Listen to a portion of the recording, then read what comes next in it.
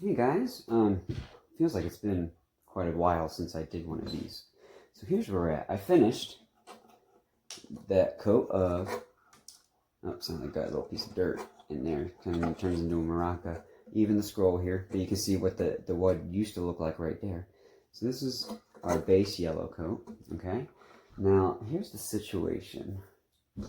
I was planning on using this color, which according to their little, how they shade the bottle, gives you an idea of what this paint is going to look like. And I tried this one. I'll show you what happened here, really. Give me just 1 second, real quick. Let's just make sure that everything's on the up and up here. So as I'm doing this, I put on that first layer of, let's just call it reddish brown. They have weird names. This one's called burnt sienna. Okay, not sure what that means. So remember, the smoother you can get this surface, the easier it is to manipulate that paint once it's on there. Okay. Anyway, so yesterday, Sunday, I started applying this, the burnt sienna, and it turned out that it ended up being more red than brown. Sorry, I'm cutting my face out of here, but so just kind of double checked with everybody in my house saying, hey, does this look more red or brown? And they're like, yeah, it looks red. So I took that off and I went to the other colors which I have. I have this guy which is called Van Dyke Brown. This is just somewhat of a generic brown. It looks a little lighter on that video than it does out here. Okay, and then I have this guy, Burnt Umber. Looks a little darker on there. Oh my gosh, and then this gigantic beast right here, which this one's called Raw Umber, and this one ended up, I'll be honest, out of those three browns, they were fairly similar, and I was afraid they'd be way too dark. So, after school, went to Walmart, trying to find a reddish brown that was more brown than red. Unsuccessful, and they didn't even have oil colors at the Walmart I went to, so that's why I came home and tested those three. They were all very similar. I'm going to go with the burnt umber here. Now, here's the process. You guys see in the background here, I got a picture of a violin on. This is actually from Amazon. Alright, so here, I'm going to turn this around real quick and show you what I'm talking about. And I'll explain to you. This kind of explains why I put the yellow down first. Alright, so if you look at this violin, alright, so the main color, you can see, here, I don't want to accidentally turn the camera off. Alright, so right in here, you see that main red color. But as the years go by, from touching it in places that are normally touched by a violin, or in this case, like sitting it down, it wears away the top coat, and you get that beneath coat, which in our case is that yellow. So the first thing we're going to do, and I'm only going to do the back tonight, but I'm going to go ahead and get a nice even coat of our brown all the way around there. And then I'm going to go back with just a paper towel and lightly dab it off. You don't want to rub it away, because then it just looks fake. So that's what I'm doing here. Bring it back around. Oh. There we go. Alright. So get rid of all the other ones I'm not using. Just put them over there. Oh, I have one rough spot right there. Again, a lot of the times, just with like metal work and welding, when I do that, I got to make sure all the, there it is. Do the prep work up front. It's easier than trying to fix it when you're done with it. There's one. Just looking like as I run my fingers over there, anything that just catches it. I don't know if you can hear it, but I can actually hear it when I do it here. You just want to, gosh, like when you close, you just want to kind of feel like a real smooth glass-like surface. So, get some stuff out the way. There we go. And then you guys notice here that I put just a wooden dowel in here. So if I'm adding color or paint to it, I used to have to hold it like this. Even with a violin, it just annoys you after a while. So now I can just boop, put it right there, and just work with it. Alright. Burnt umber. So on my paper towel over here, I'm just going to dab it down there because remember we just dip our finger in it. Err on the side of caution. However, until this paint dries on here, you can actually go back and just wipe it all away. Because what I did with those 3 browns that I have, I did a spot here, did a spot here, did a spot here, compared them, and they all kind of look the same. But I picked the one that, at a really quick glance, looked a little bit lighter, which is always scary because I'm looking at that paint on the paper towel and it looks really dark. All right. I'm just going to start up here, actually. Oh, you actually got a good shot of this one. Okay. There you go. Other normal fingertip here. Let's just start going in circles. There you go. Sometimes you'll see if like a piece of dust gets caught in there, it just kind of digs it around. All right. Once I get this first spot on here, and I end up just kind of working out until I actually just get that transparent, even glow, or not glow, I'm sorry, coat. Sorry, it's a Monday night, I'm fried. All right. Okay.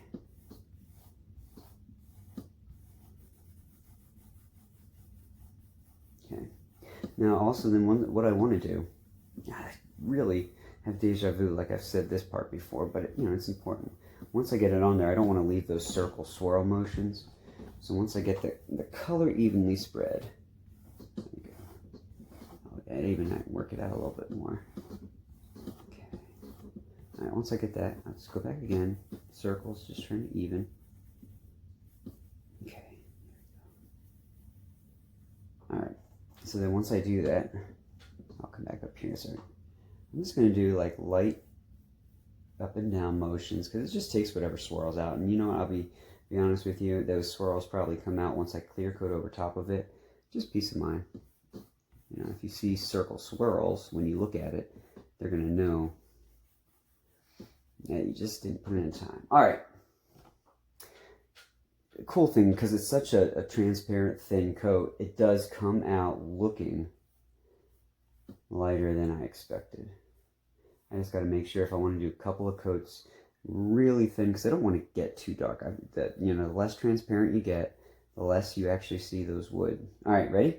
So remember, yellow.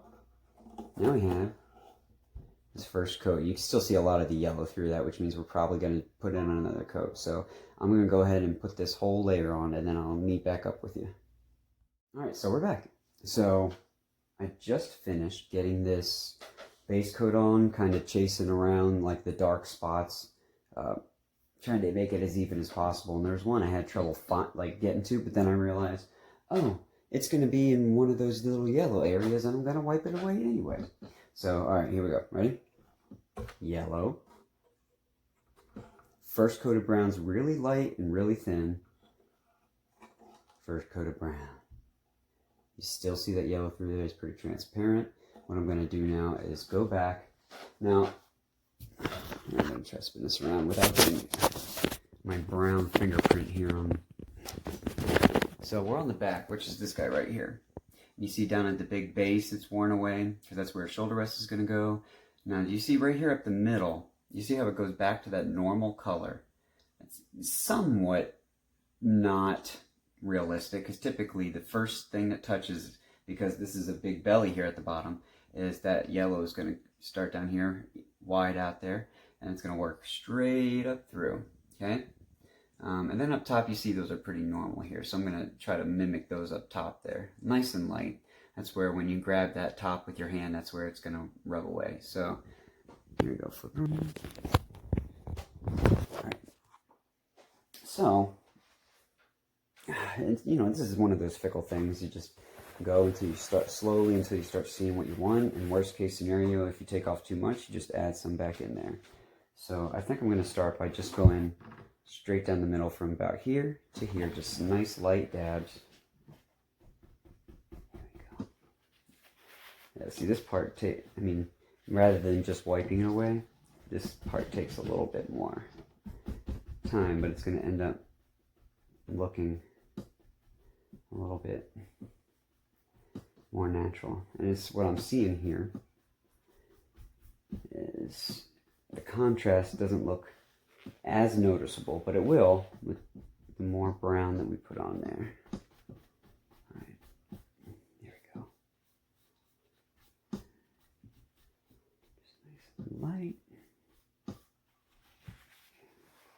it keeps wanting to get away from me there.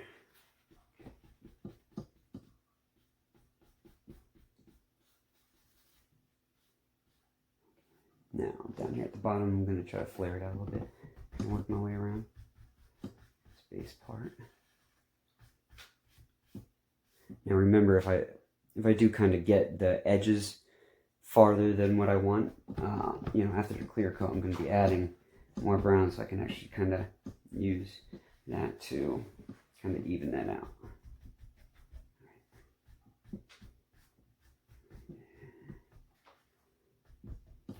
Once I get this around at the bottom here, and you don't want to make it look too like manufactured, because that's not what's going to happen as, you know, as you play these things over the years.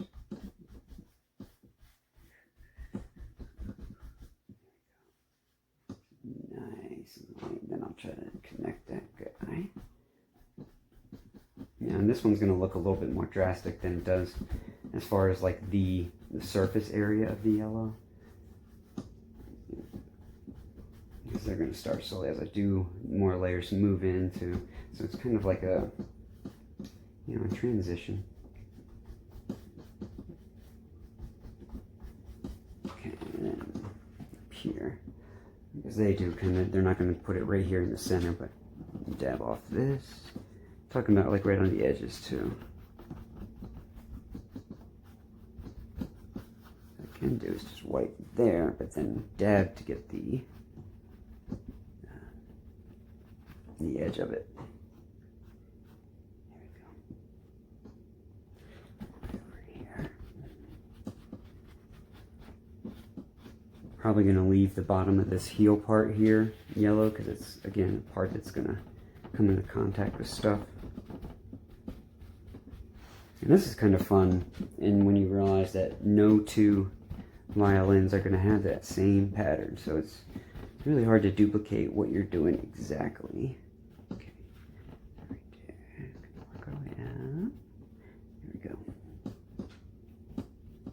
There, I talk to myself as I'm doing this stuff. If I don't talk to me, who else is?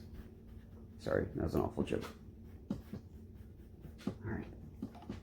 Okay, so we're going to, when we go back and put the next one on, we're going to blur that line a little bit.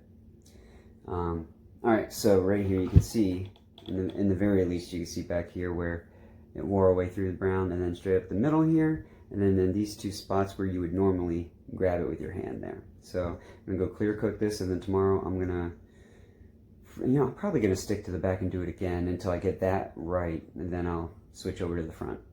So I'll see you guys later. Have a great week and a great weekend if I don't post before then. See you later.